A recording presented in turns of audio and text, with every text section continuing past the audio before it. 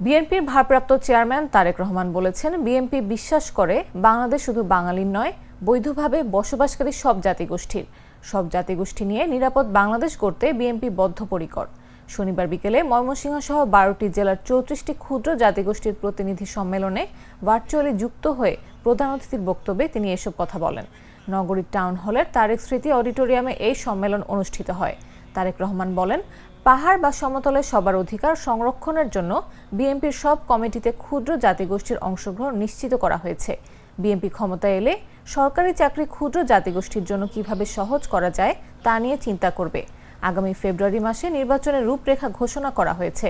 নিরাপদ বাংলাদেশ নিশ্চিত করার জন্য বিএনপি ক্ষুদ্র জাতিগোষ্ঠীর সহযোগিতা চায়।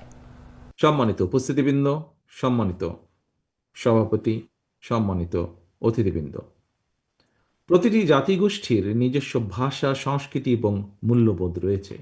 প্রতিটি জাতিগোষ্ঠীর নিজস্ব ভাষা, সংস্কৃতি এবং মূল্যবোধের প্রতি ব্যক্তিগতভাবে আমার এবং আমাদের দল বিএনপির পূর্ণ আস্থা এবং সম্মান রয়েছে।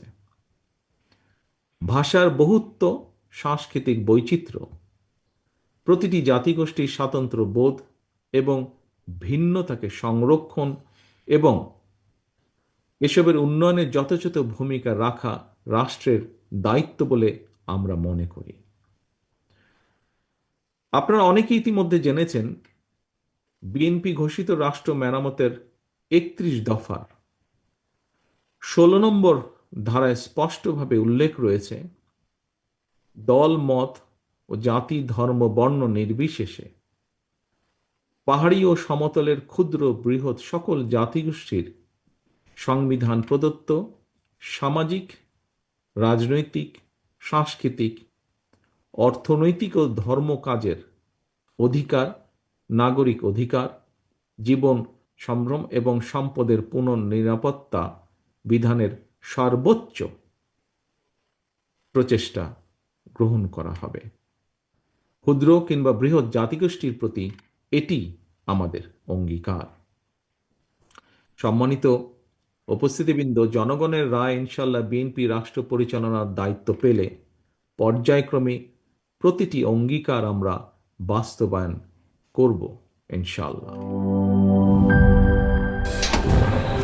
ফাংশনালিটি ও নান্দনিকতার পারফেক্ট কম্বিনেশন, সায়েন্টিফিক নজল ও ব্রাস বার্নার ক্যাপ, 50,000 বার অটো ইগনিশন, 25% পর্যন্ত গ্যাস সাশ্রয়ী, আরএফএল গ্যাস স্টোভ, নিরাপদ ও গ্যাস সাশ্রয়ী।